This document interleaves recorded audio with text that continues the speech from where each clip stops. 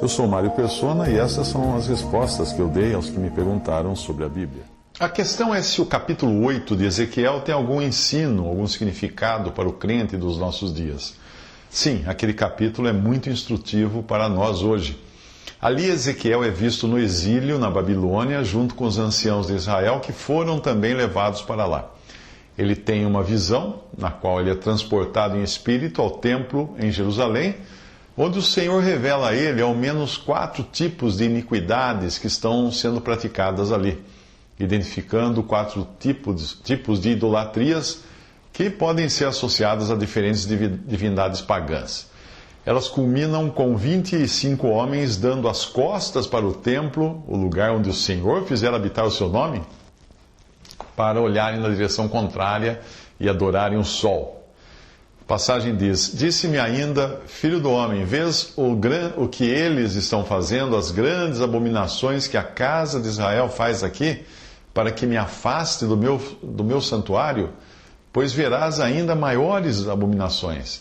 Ele me levou à porta do átrio, olhei e eis que havia um buraco na parede. Então me disse, filho do homem, cava naquela parede. Cavei na parede e eis que havia uma porta.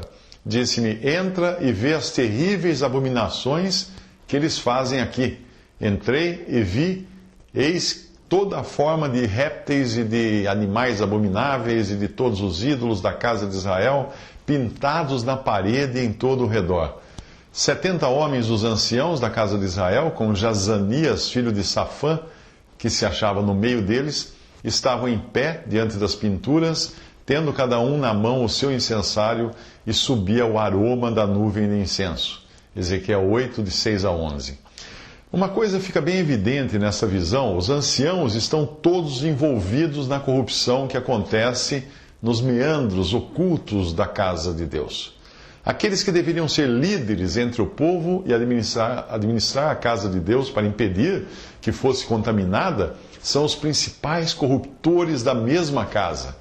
A casa de Deus, que deveria ter sido igreja do Deus vivo, coluna e baluarte da verdade, em 1 Timóteo 3,15, e hoje é a esfera do testemunho cristão na terra, ela é vista nesses últimos dias como no lamentável estado da última carta do apóstolo, como uma grande casa onde não há somente utensílios de ouro e de prata, mas também de madeira e de barro, alguns para honra, outros, porém, para desonra.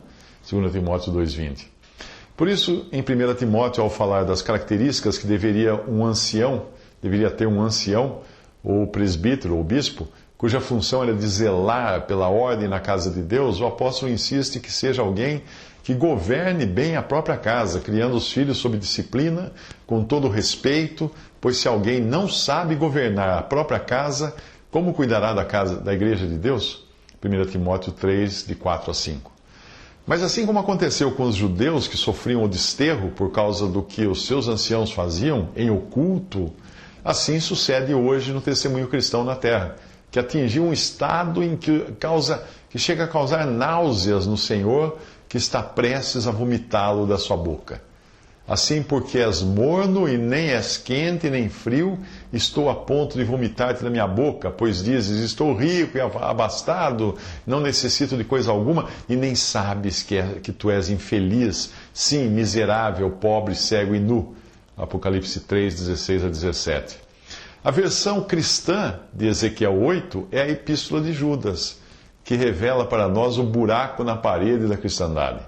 Na Epístola de João, nós vimos os falsos professos cristãos, saindo do meio dos cristãos.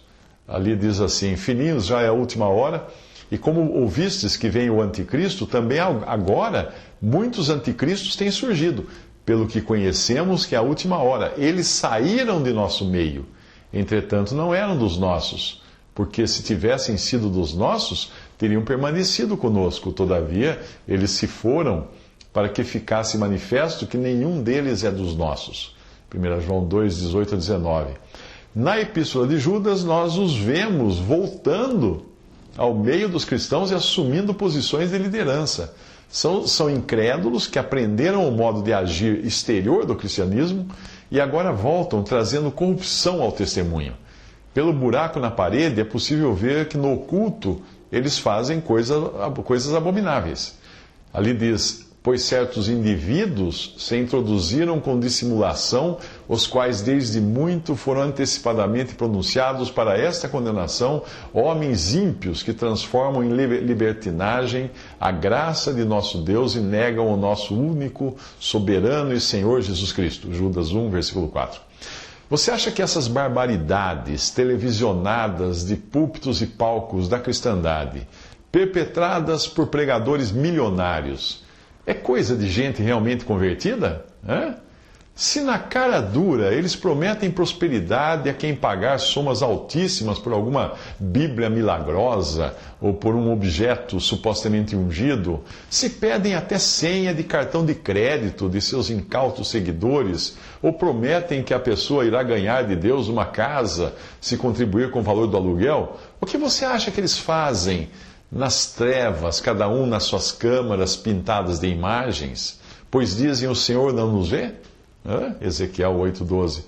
O Senhor bem poderia chamar de ingênuos a muitos que professam ser cristãos e participam dessas coisas, mas os chama de cúmplices nas obras infrutíferas das trevas, em Efésios 5,11. Ou de quem você acha que o Senhor estava falando quando previu que viriam aqueles que profetizariam, expulsariam demônios e fariam muitos milagres em nome de Jesus? De quem ele estava falando? Ele não podia estar falando de pagãos ou feiticeiros. Ele falava de pessoas que assumiriam um papel de profetas na cristandade e fariam aquilo tudo em nome de Cristo. Jesus falou: acautelai-vos dos falsos profetas, que se vos apresentam disfarçados em ovelhas, mas por dentro são lobos roubadores. Pelos seus frutos os conhecereis. Colhem-se porventura uvas dos espinheiros ou figos dos abrolhos? Assim toda árvore boa produz bons frutos, porém a árvore má produz frutos maus.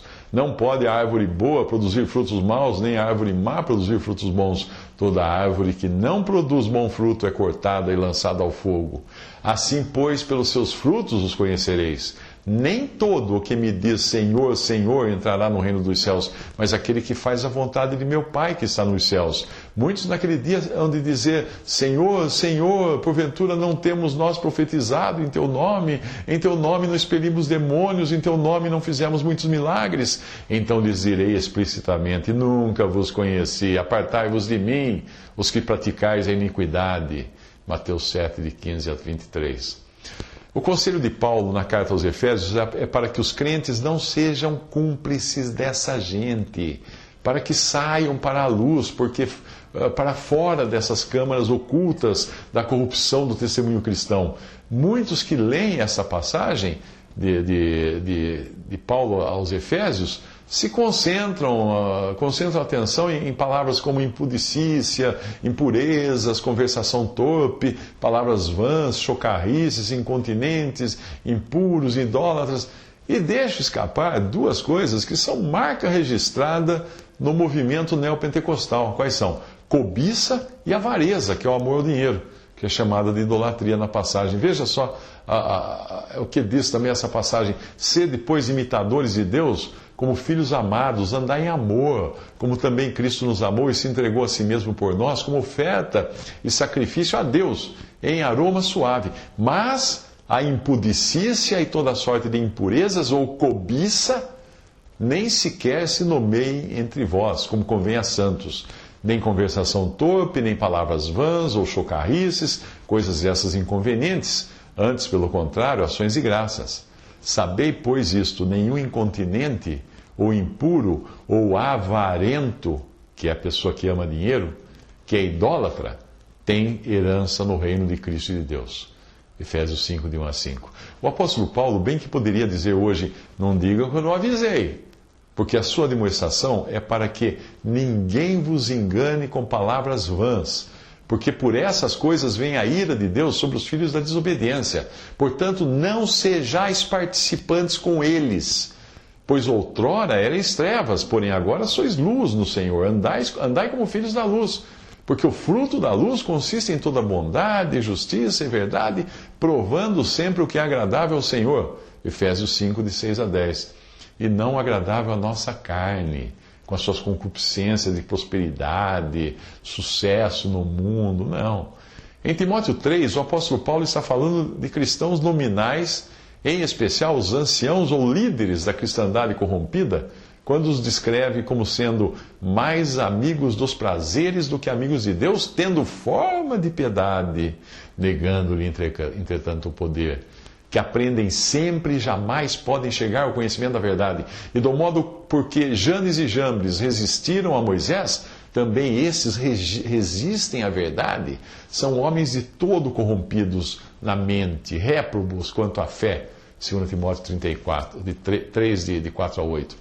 Lembre-se de que Janes e Jambres eram os magos de Faraó que, usando de poder satânico, eram capazes de imitar sinais e milagres de Deus. Sim, existe muita malandragem e truques de mágica, de prestidigitação nesses palcos da cristandade, mas não se pode descartar que o poder de Satanás também esteja agindo ali. Então, voltando à carta de Efésios, nós vemos o alerta feito aos que são verdadeiros crentes e estão enredados nessa corrupção. Não sejais cúmplices nas obras infrutíferas das trevas, antes, porém, reprovai-as, porque o que eles fazem oculto, e aí você vê a semelhança com o cômodo revelado em Ezequiel 8, pelo buraco na parede, não é? O que eles fazem oculto, ou só referir é vergonha, mas todas as coisas, quando reprovadas pela luz, se tornam manifestas, porque tudo que se manifesta é luz. Pelo que diz, desperta, ó tu que dormes, levanta-te de entre os mortos e Cristo te iluminará. Portanto, vede prudentemente como andais, não como necios, e sim como sábios, remindo o tempo, porque os dias são maus. Por esta razão, não vos torneis insensatos, mas procurai compreender qual a vontade do Senhor. Efésios 5, de 11 a 17. Visite respondi.com.br. Visite 3minutos.net.